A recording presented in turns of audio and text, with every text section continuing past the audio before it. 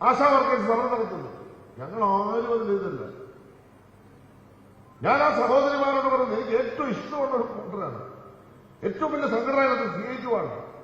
അതിൽ 80-90% CITU പ്രവർത്തിക്കുന്നവരാണ്. അവരാരും സമരത്തിൽ പോയിട്ടില്ല.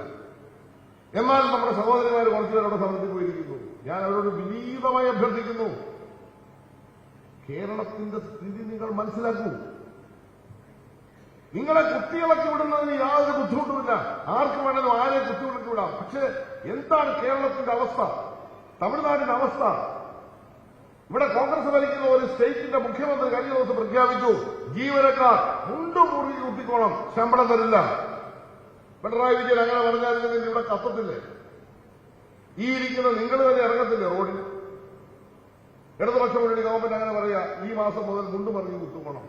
എന്തായിരിക്കും നമ്മുടെ സ്ഥിതി? NGO യൂണിയനൊക്കെ അതിനകത്ത് പ്രവർത്തിക്കുന്നവർക്ക് മോഹം തന്നെ തിരി, സ്വഭാവം തന്നെ മാറും. ഒരു മുഖ്യമന്ത്രി പറഞ്ഞു മുണ്ടുമറി കുത്തോളാൻ, ഇപ്പൊ എന്താ ശമ്പളം കൊടുക്കാൻ പണമില്ല. ഫെഡറൽ സംവിധാനത്തിന്റെ തകർച്ചയുടെ അടിസ്ഥാന കാരണമാണ് സംസ്ഥാനങ്ങളോട് കാണിക്കുന്ന അനീതിയുടെ ഭാഗമായിട്ടുള്ള പ്രയാസം. ഇതിനും ഉണ്ടായിട്ടില്ല. അത്തരമൊരു ഘട്ടത്തിൽ പുതിയതായി ₹1 ഏതെങ്കിലും ഒരു പുതിയ പദ്ധതിക്ക് കേരളത്തിൽ കൊടുക്കാൻ കഴിയുന്ന അവസ്ഥയല്ല ഞാൻ വസ്തുതയാണ് പറയുന്നത്. 10,000 മത്സ്യത്തൊഴിലാളി വനിതകൾക്ക് പെൻഷനുണ്ട്. ഇവിടെ ഇപ്പോഴുള്ള ചിത്രങ്ങൾ മത്സ്യത്തൊഴിലാളി യൂണിയൻ CITU സമരം ചെയ്തു, പ്രക്ഷോഭം നടത്തി, കുടിശ്ശിക വന്നു, 5 മാസ കുടിശ്ശിക. ആ 10,000 മത്സ്യത്തൊഴിലാളി കുടുംബങ്ങൾക്ക് ₹1,600 വെച്ച് പൂർണ്ണ വായ്പ കൊടുത്തു തീർത്തു. ആ പെൻഷൻ കൊണ്ട് മാത്രം ജീവിക്കുന്ന സ്ത്രീ സമൂഹം, പാവപ്പെട്ട മത്സ്യത്തൊഴിലാളി കൊടുക്കാതിരിക്കാൻ പറ്റുമോ? അങ്കണവാടി ടീച്ചർമാർക്ക് 10,000, 14,000, 15,000 കൊടുക്കാതിരിക്കാൻ പറ്റുമോ?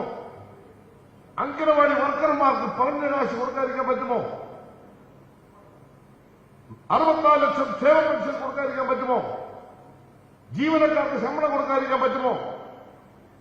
പെൻഷൻ പറ്റിയ 10,000-കണക്കിന് ലക്ഷക്കണക്കിന് ആളുകൾ കേരളത്തിലുണ്ട്. മരണസംഖ്യ വളരെ വളരെ കുറവാണ്. എന്നുവെച്ചാൽ മരിക്കണമെന്നാണ് ഞാൻ പറഞ്ഞതിന്റെ അർത്ഥം. ആരോഗ്യ പരിപാലനത്തിൽ ഇന്ത്യയിൽ നമ്പർ 1 സ്റ്റേറ്റാണ്. അതും പ്രശ്നമാണ്. ജനിക്കുന്നത് മാത്രമല്ല മരിക്കുന്നത് വളരെ കുറവാണ്. 80, 85, 90, 95, 100. എന്റെ അമ്മയ്ക്ക് 94. 50,000 രൂപക്കുള്ള പെൻഷൻ ഇപ്പൊ മേടിക്കുക അപ്പന്റെ അമ്മയുടെ കൂടെ. ഞാൻ തന്നെ ചോദിക്കാറ്, എന്റെ പൊന്നു നല്ല നിങ്ങൾക്ക് ഈ കാലല്ലേ എന്റെ പൊന്നു അത് മേടിക്കാതിരിക്കാൻ പറ്റും? കഷ്ടപ്പെട്ട് ജോലി ചെയ്തല്ലേ. 50,000 ആവശ്യമുള്ളൂ, കാരണം വീട്ടിലോ കടത്തിയാൽ മതി. 94 വയസ്സിന് അമ്മയെ കൊണ്ട് മരിക്കണമെന്ന് ഞാൻ പറയത്തില്ല. എന്റെ അമ്മ ജീവനോട് 25 കൊല്ലം കൂടെ ജീവിക്കണം. അത്രയും സഹായം സർക്കാർ തന്നെ നമ്മളതിൽ പ്രശ്നം ചെയ്തിട്ടുണ്ട്. നമുക്ക് ജീവിക്കുന്നു. ഇതാണ് പ്രശ്നം.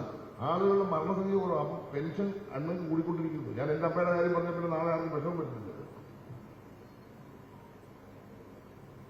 എത്ര ലക്ഷം ആളുകൾ കേരളത്തിൽ പെൻഷൻകാരുണ്ട്? KSRTC 44,000 ഞാനിപ്പോ കണക്കിട്ട് വരിക. അധ്യാപകർ എത്ര പെൻഷനുണ്ട്? വീട്ടിലുള്ള അധ്യാപകന്മാർ എത്ര പെൻഷൻകാരുണ്ട് കേരളത്തിൽ? ജീവനക്കാർ എത്ര പെൻഷൻകാരുണ്ട്? ഇതേ വൈകിട്ട് 1-ാം തീയതി രാവിലെ ആകുമ്പോഴേ ബാങ്കിൽ ചെന്ന് സംഗതി നോക്കുമ്പോ ഇല്ലെങ്കിലുണ്ടല്ലോ ഇങ്ങോട്ട് ഇറങ്ങി പിണറായി വൈറ്ററിയാതെ മറ്റവരെ എന്ന് വിളിക്കുന്നതിന് ഒരു മനസാക്ഷിയും കാണത്തില്ല. ആ ബാലഗോപാലാണെങ്കിൽ ഇത് കേട്ട് ഒരു പരുവത്തായി നിൽക്കുകയാണ്. കാരണം എന്താ വെച്ചാൽ കൊടുക്കാനുള്ളവർക്ക് കൊടുക്കാതിരിക്കും. അപ്പോൾ ഇപ്പൊ നമ്മൾ തീരുമാനമെടുത്തു, കൊടുക്കാനുള്ളവർക്ക് എല്ലാം കൊടുക്കുക, ഒരു കുടിശ്ശികയും വേണ്ട. അതാണ് ഗവൺമെന്റ് തീരുമാനം. പ്രഖ്യാപിച്ചതും കൊടുക്കാനുള്ളതും കൊടുക്കുക, ഫസ്റ്റ് പ്രയോറിറ്റി. അതിനുശേഷം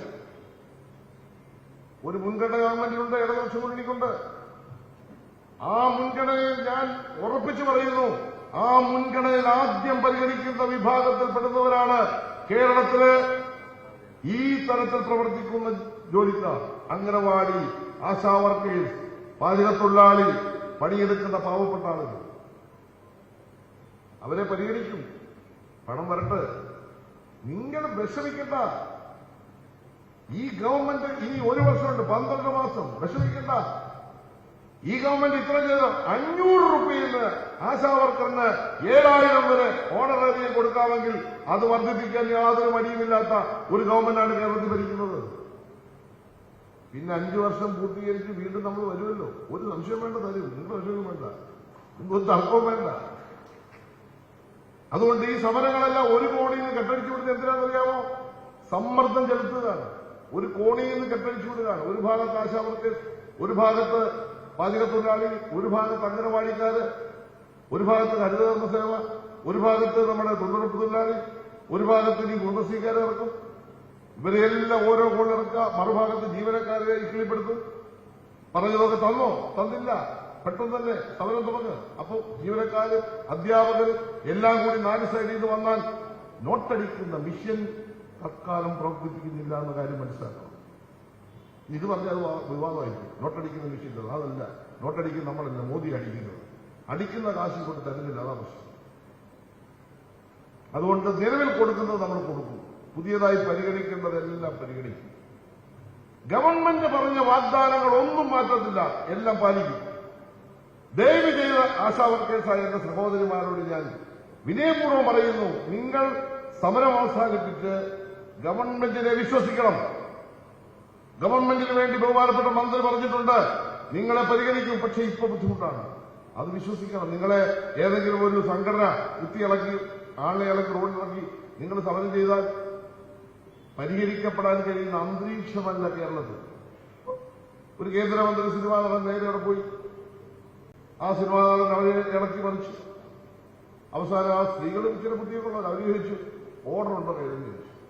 കാശ് തരുന്ന ഓർഡർ ഉണ്ടോ എന്ന് ചോദിച്ചു. പിന്നെ പുള്ളി അതിന് പോയിട്ടേ എന്തിനീ കുത്തിയിളക്കുന്ന ഈ പാവങ്ങൾ? UDFന്റെ MLA-മാരും പ്രതിപക്ഷ നേതാവെല്ലാം കൂടെ പോയി കുത്തിയിളക്കുന്നു. ഉമ്മൻചാണ്ടി കേരളത്തിൽ ഭരിച്ചപ്പോൾ 1 രൂപ, 8 വർഷമായിട്ടാണല്ലോ 7000 വന്നത്. 1 രൂപ ഉമ്മൻചാണ്ടിയുടെ കാലത്ത് ആശാ വർക്കേഴ്സിന് കേരളത്തിൽ കൊടുത്തോ? 1 രൂപ. എന്നിട്ട് അവിടെ പോയി മുതല കണ്ണീർ എടുക്കുകയാണ്. അപ്പൊ കേരളത്തിന്റെ ഇന്നത്തെ പ്രയാസങ്ങളെ കുറിച്ച് നിങ്ങൾക്ക് നല്ല ബോധ്യമുണ്ടാകണം. നമുക്ക് എല്ലാവർക്കും നല്ല ബോധ്യമുണ്ടാകണം. പരമാവധി സാമ്പത്തിക സമാഹരണം നടത്തി കൊടുക്കാമെന്ന് പറഞ്ഞ കാര്യങ്ങൾ, കൊടുക്കേണ്ട കാര്യങ്ങൾ നിർവഹിച്ചുകൊണ്ട് കേരളത്തെ ഒരു ഭാഗത്ത് മുന്നോട്ട് നയിക്കണം. ഒരു ക്ഷേമ പ്രവർത്തനം അവസാനിക്കാൻ, രണ്ടാമത്തെ കാര്യം പറഞ്ഞ് അവസാനിപ്പിക്കുക.